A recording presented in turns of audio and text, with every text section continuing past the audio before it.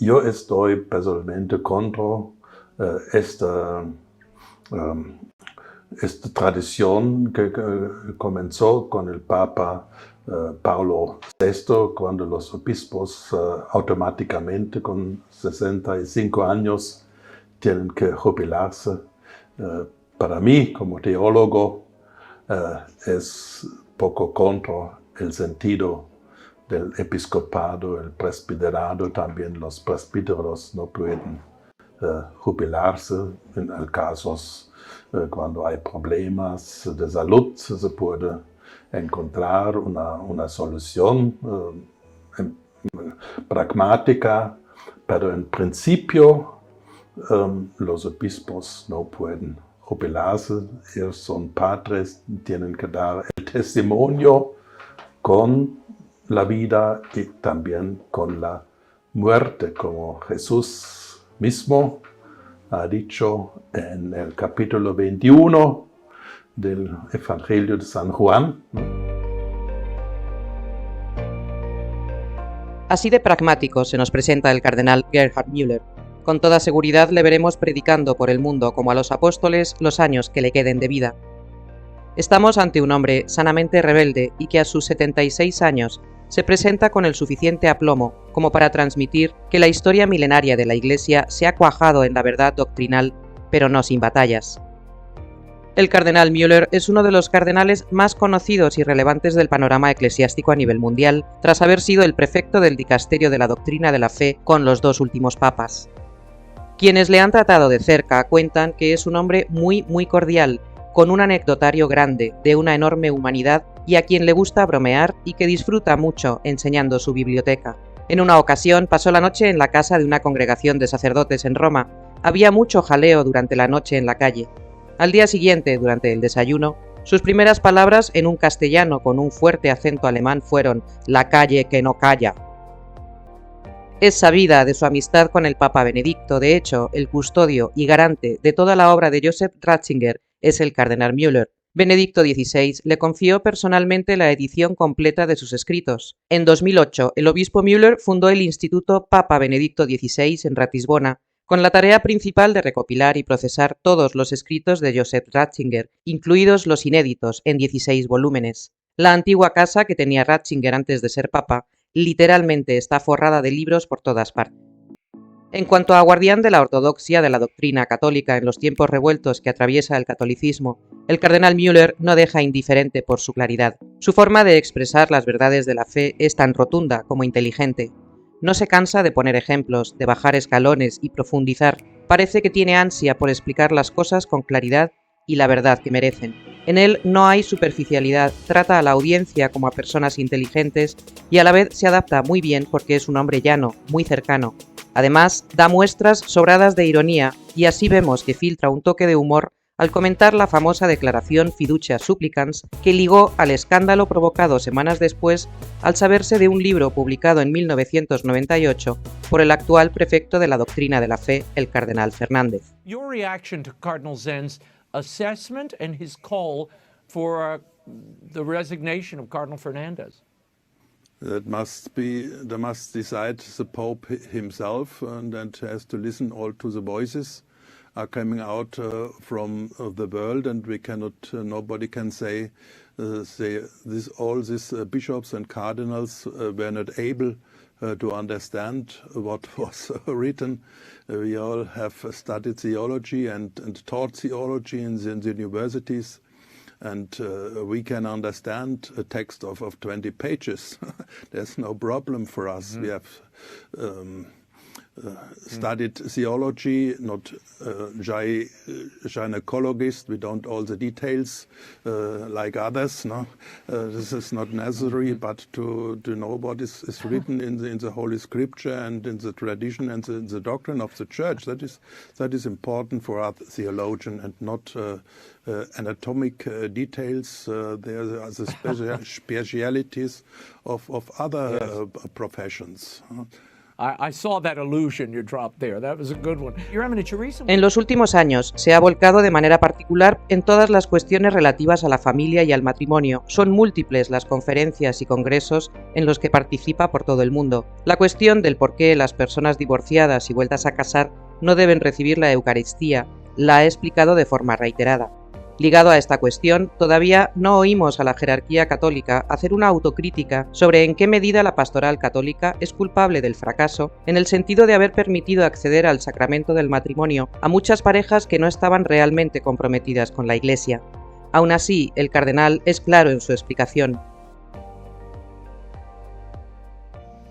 Solo podemos, y esto hace este documento del Papa, ¿qué podemos hacer para una buena preparación al matrimonio? Sabemos que el matrimonio, como es una realidad instituida de Dios Creador, elevada por Cristo como un sacramento, quiere decir, ha que ver con la santificación del hombre. Por medio de este sacramento entra la gracia justificante, como el sacramento de la penitencia, para la justificación, para el crecimiento en la gracia justificante, santificante. Esta preparación, el entendimiento del matrimonio, no como un acto célebre, algunas ceremonias en la iglesia, pero en este acto, cuando ellos dicen sí uno al otro, Dios realiza esta participación del matrimonio en la unidad indisoluble de Jesucristo con su iglesia. Afirma sin tapujos que los obispos alemanes son cobardes, que un sector del episcopado no está de acuerdo con la deriva que ha tomado, pero que callan por miedo a la opinión pública. ¿Usted cree que ese 2/3 de los obispos alemanes van a volver a la obediencia o se atreve usted a ver qué va a pasar en el futuro? Ja, al fin retornan, regresan, porque son cobardes. Son cobardes. Son cobardes, ¿no? Cuando el Papa dice una palabra muy clara, ellos obedecen. Ah, ellos obedecen. Sí, bueno, entonces claro. Hay esperanza en que se va a volver. Son cobardes delante de la opinión pública, a la fin son cobardes también al Papa. Creemos que uno de sus últimos libros publicados, titulado El Papa, Misión y Cometido del año 2017, explica mejor aún por dónde andan las inquietudes y desvelos del cardenal Müller. Con esta obra se encarga de plasmar todo el fundamento doctrinal de un principio esencial en la doctrina de los católicos, el papado como piedra angular de la fe católica, y se le ha oído en entrevistas que la cuestión no es tanto defender o proteger al Papa, sino al papado. Trata de la importancia del Papa como el capo visible de la Iglesia, visible como el episcopado de todos los obispos, ¿no? Pero el Papa es el sucesor del apóstol Pedro, ¿no? Per questo tiene questa importancia fundamental sobre esta roca, Pedro roca, ¿no? Es edificaré mi iglesia. Per questo. La cultura del cardenal es vastísima, conoce muy bien tanto a España como a los países iberoamericanos, sobre todo a Perú, donde impartió clases. De su biografía se destaca que es muy amigo de Gustavo Gutiérrez, el fundador de la Teología de la Liberación, con quien además escribió el libro Del lado de los pobres. Esto ya nos habla de qué tipo de personalidad es la del cardenal Müller, un hombre de mente abierta y amplia. Es evidente que el obispo tiene una visión crítica de la Teología de la Liberación, pero ello no obsta para que reconozca los aspectos positivos y los retos que plantea. Como ocurre con otras personalidades de la Iglesia, el cardenal Müller tiene tanto admiradores como detractores. En su país natal, por ejemplo, el diario Spiegel lo tilda de archiconservador y además agitador. El problema en la Iglesia de hoy es que existen interpretaciones contradictorias y hay una cierta ideologización en la preparación a este viaje he leído, algunos son conservadores, otros progresistas. Esto no tiene sentido, porque nosotros no somos bautizados a una ideología conservadora o progresista. Nosotros tenemos estas preguntas en el bautismo: ¿crees en Dios, Padre, Hijo y el Espíritu Santo? Esto es mi confesión. Esto es mi fe. Otro rasgo por destacar es que es una persona libre, muy libre. Su forma de expresarse es un antídoto eficaz contra la polarización. La polarización es esa incapacidad mental para pensar con sentido crítico. El mundo, las personas, las doctrinas, las realidades quedan reducidas a blanco o negro. La polarización se asienta sobre el trono del prejuicio, y el cardenal Müller, con su personalidad y con su palabra, muestra con mucha naturalidad, señorío y enorme sentido del humor la diferencia entre lo que es opinable, lo que es accidental y lo que es esencial como fundamento de fe y por tanto inamovible. Ich fange mal mit einer ganz einfachen Frage an, weil man den Eindruck hat, dass viele Menschen gar nicht mehr wissen, was ist Wahrheit? Was ist Wahrheit? Die Frage hat ja auch schon Pilatus gestellt. De hecho, no es algo aislado escucharle en entrevistas: no somos animales, Dios nos ha dado inteligencia. No somos obligados a una obediencia ciega como animales, como soldados que quieren solo obedecer a los oficiales. Dios nos ha dado la inteligencia. Pero, ¿quién y cómo es el obispo Gerhard Müller? Este hombre, de casi 2 metros de altura, nació un fin de año de 1947 en Maguncia. Su padre era obrero en el sector del automóvil y tiene 3 hermanos, Hildegarda, Antonia y Gunther. Entró al seminario donde estudió filosofía y teología. Habla perfectamente inglés, italiano, francés y español, y como teólogo experto domina lenguas clásicas. Vemos en él 4 facetas bien diferenciadas: como profesor de teología dogmática, como obispo, como prefecto de la doctrina de la fe y ahora como uno de los guardianes de la ortodoxia de la doctrina católica. Su estilo de predicación es directo, no pierde su sello característico pues es profesor, y en ese sentido sus homilías son ricas porque abundan en detalles de alguien que ha buceado hasta la profundidad en la Sagrada Escritura, pero no es un estilo afectivo, cercano, calmado. Más bien diríamos que es algo acelerado o tosco. Su biografía eclesiástica va desde 1978 hasta la actualidad. Ordenado sacerdote a la edad de 31 años. En 1998, su primera toma de contacto con la curia, al ser nombrado miembro de la Comisión Teológica Internacional. En 2002, el Papa Juan Pablo II lo nombra obispo de Ratisbona. En 2012, el Papa Benedicto XVI le nombra prefecto del Dicasterio de la Doctrina de la Fe. En 2014, el Papa Francisco lo eleva a cardenal y en 2017 cesa como prefecto de la Doctrina de la Fe. En su biografía académica, reseñar que no fue alumno del profesor Ratzinger como algunos creen, sino que se le considera discípulo del cardenal Lehmann, teólogo reputado, a quien tuvo como maestro y director de sus 2 tesis doctorales en teología dogmática. La primera tesis, presentada en 1977, Iglesia y Sacramentos en el cristianismo sin religión, y la segunda tesis en 1985, Comunidad y veneración de los santos, fundamentación histórico-sistemática de la agiología. Hemos encontrado su bibliografía publicada hasta el año 2014 y consta de 42 páginas. Desde entonces hay que añadir sus últimas publicaciones. Cuenta con más de 500 publicaciones y numerosos libros. Quizá el más destacado de todos sea su Dogmática Católica, de 900 páginas y traducido a múltiples idiomas.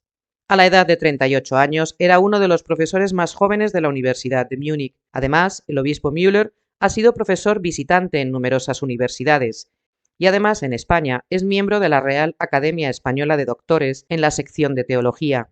Conoce muy bien nuestro país y no pierde la esperanza en el catolicismo español.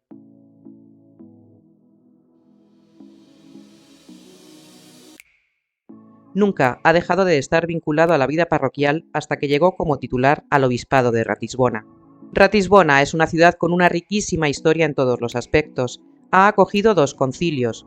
En uno de ellos, en el año 792, se condena la herejía del adopcionismo, cuya tesis sostenía que Jesús no era Dios, sino un hijo adoptado por Dios. Aquella herejía, surgida en Toledo con el obispo Elipando, y que implicó como defensor de la fe al beato de Liébana, duró varios años.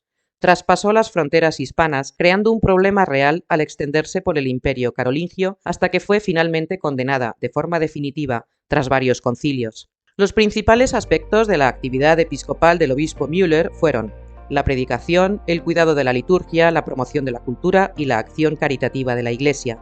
Sentó las bases de una nueva fundación eclesiástica para garantizar que las escuelas católicas con problemas económicos no cerrasen y priorizó sanear y sacar adelante estas escuelas. Reorganizó el apostolado laical de su diócesis y adaptó sus estructuras a las exigencias del derecho canónico. Este aspecto fue aplaudido por el Papa Benedicto. Cuando Müller llegó, se encontró con que los laicos mandaban más que los sacerdotes, con infinidad de organismos y consejos, y él fue firme y gobernó hasta enderezarlo todo, según la normativa del Código de Derecho Canónico de 1983. Impulsó el proyecto de una pastoral de la ciudad para poner en contacto a los ciudadanos y a los turistas con la Iglesia y el Evangelio de una manera nueva. Logró crear la unión de todas las parroquias de la ciudad para emprender jornadas de misión. Contó con más de 1000 voluntarios. Recuperó la famosa procesión ecuestre eucarística de Pentecostés, con 600 años de antigüedad.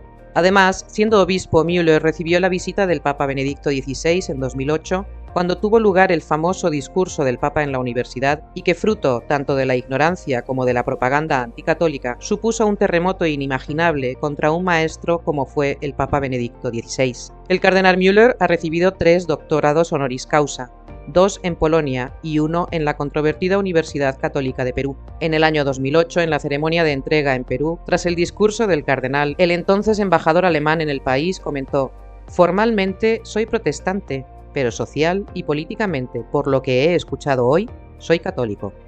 Quizá esta y no otra sea la razón de ser del cardenal Müller, lograr que aun quien no sea católico se sienta parte de la Iglesia por un rato o quizá para siempre. Este hombre de enorme talla, tanto física como intelectual y espiritualmente, participará en un cónclave por primera vez en su vida y acudirá como lo que es, el guardián de la ortodoxia de la doctrina católica. Accipite et manducate ex hoc omnes, hoc est enim corpus meum, quod pro vobis tradetur.